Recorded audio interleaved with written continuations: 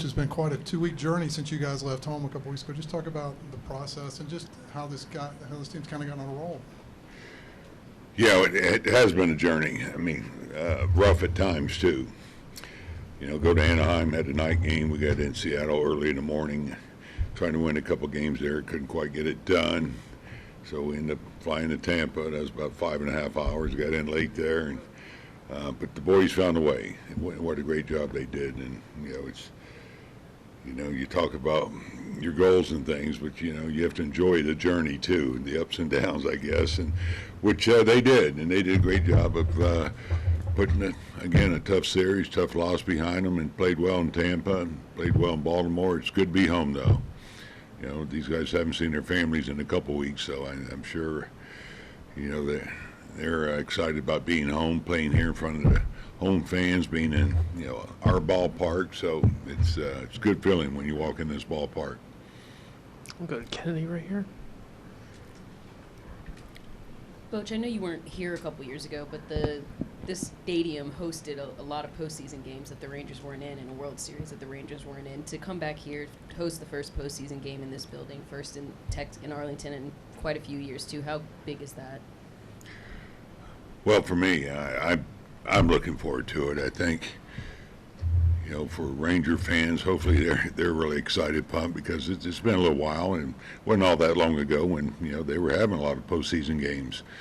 So to have the first one here, I'm honored to be part of that, and to be part of what's going on right now. And like I said, it's a tough journey getting here, but it's good to be here, and I'm looking forward to just seeing the atmosphere. Nobody has seen it yet, so I think the players are too, and it's going to be an exciting time tomorrow night. Right here. Kevin Sherrington, Dallas Morning News. Bruce, do you expect my understanding was the Baltimore crowd was really loud. Do you expect that sort of thing here? Do you feel like that this is built up here at this place now that this fan base believes in this team? Yeah, it's a great question. I'm new here. It's my first year, so it's a hard one for me to answer, but certainly hope so. We are, and I know where I'm living, there's fans that, they want to talk baseball, so I'm seeing some excitement, but we've been gone for 2 weeks, so I really can't tell you the mood, the tempo or spirit of what's going on around the city, but we certainly hope we'll have a similar atmosphere that we saw in Baltimore, because they were really excited about their team. So I'm looking forward to it, to see exactly where we're at with all this. But I'll say this, before we hit that road trip, you could feel it here. You could sense it, the excitement, the enthusiasm, the electricity in the ballpark. So I think the guys are looking forward to seeing it too. Do you believe in that kind of thing? I do. It's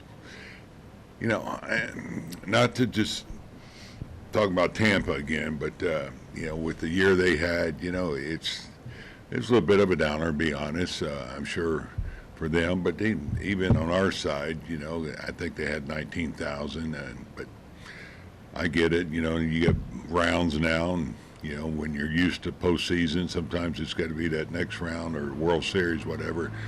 But for us, I think it's big. I think the players feed off it, no question about it.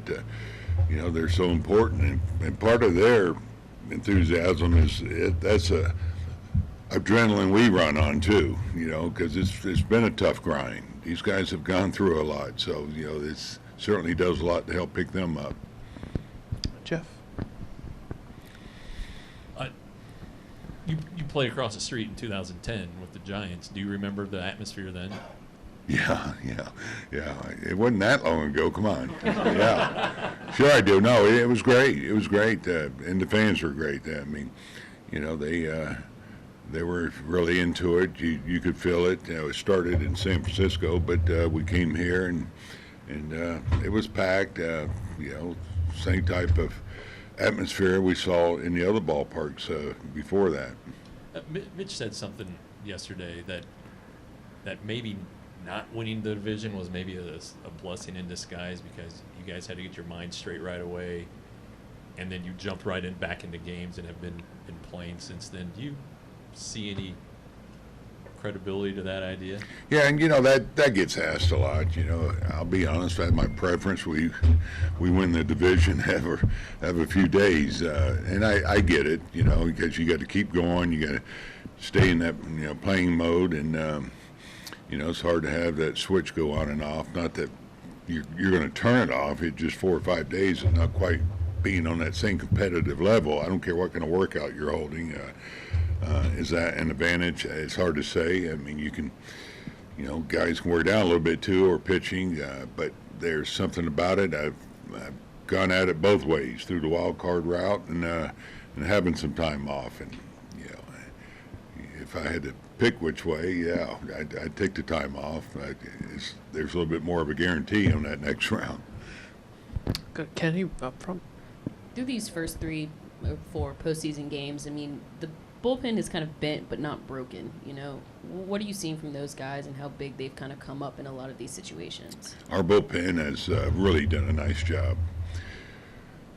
It's, be honest, it's been a challenge all year. Mike and I have discussed this bullpen on a daily basis, trying to keep things in order. At times we've had it in order. Other times, we've had to try to patch it up.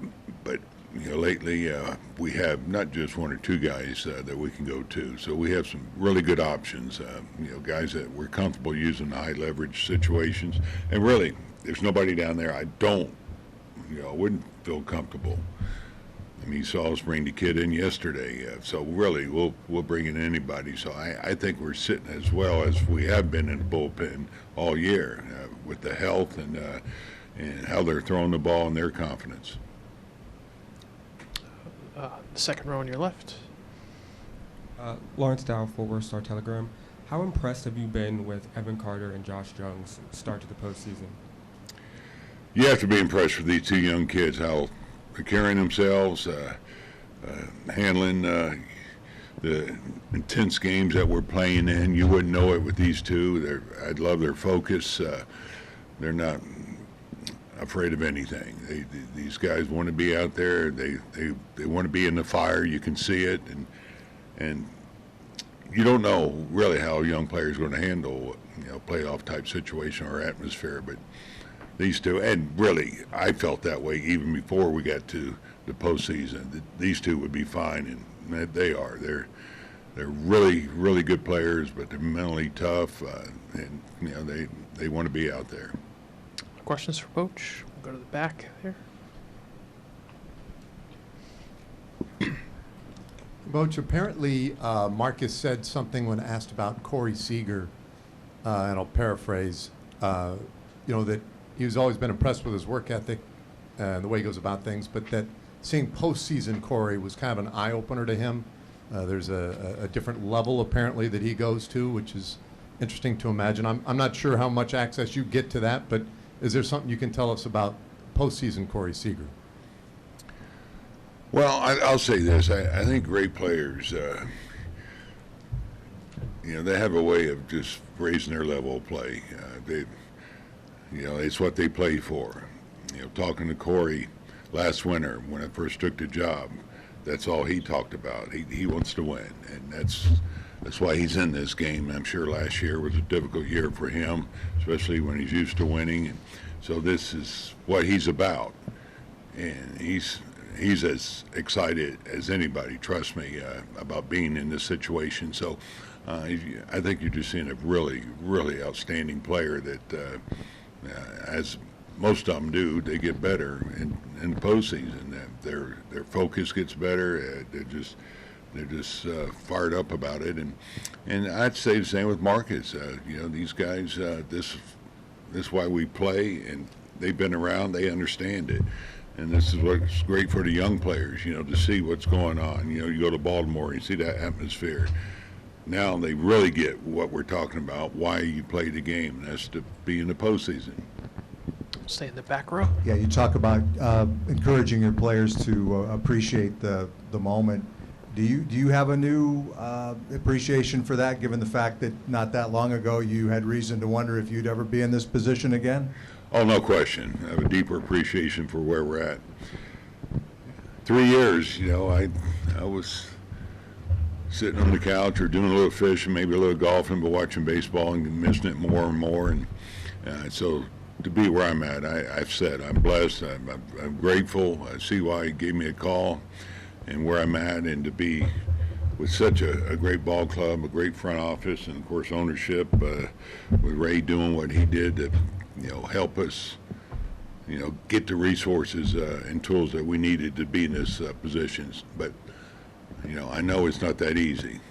I've been fortunate. I've been doing this a long time. I think 25 years before this year, and it's just not that easy to get to the postseason. And so I'm really, really grateful. Go to this row on your right here. Boch, Jared Sandler, Rangers Radio. With Corey, so how do you balance his desire to use the bat as a weapon in the box versus Baltimore pitching around him and the benefit of getting on base 5 times with a walk? Do you have to talk to him? Do Tim or Donnie talk to him? How do you kind of approach that? No, we don't need to talk to him. I mean, it's a pretty simple game. If you don't get a strike, hey, don't expand. Let's pass that baton to the next guy. It's, I don't care how good you are, it's hard to hit a pitch that's not in the zone hard. And so, Corey gets that. Hey, Mitch came through yesterday. We got Garcia behind him. So, you get it. You're going to be careful with the great hitters. So, we don't want to get to the point of diminishing return on what he can bring by trying to get him to expand or anything. Hey, take your walk, and we'll keep things moving. Then, one more, sorry. It seems like Creed is becoming a big thing for this team, listening to Creed, the band, before games. I'm curious if they're high up on your favorite bands list and if you have a favorite Creed song. Yeah, I don't know a lot of their songs, to be honest. I do know we're playing a lot of Creed, but yeah, that's not down my lane, to be honest. No, I don't know who's the DJ here, to be honest, though. I don't know where it's coming from. It could be Hedges, though. I'll find out for you, but yeah. We'll take 2 last quick ones on the left. Hey, Bruce, what is it meant to have Mike Maddox along for this ride with you? Been awesome. For me to have him along my side, I'm lucky. I know it. I'd love. He's got a great way about him, great sense of humor, wisdom. Guy I rely on, talking about the pitching, bullpen, things like that. Somebody my age too, but I can't say that. He'll get mad. He's younger than I am. But anyway, no, it's been really good. And when he was available when I first came over here, I said, man, this couldn't have worked out better for me. So it's been a good year hanging around with Mike.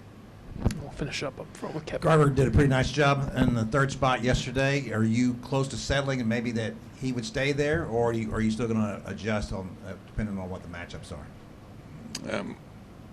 Well, I'll say this: if you hit a grand slam, you're in there the next day. So that's a rule I came up with about 10 years ago. But I think you'll see Mitch get more playing time. And I said this to Mitch. I'm going to get him in the mix a few days ago. I know 2 different type hitters. Robbie's done a great job too. We saw what Mitch can do when he's swinging the bat well, and so to answer your question, yes, he'll be getting a lot of playing time.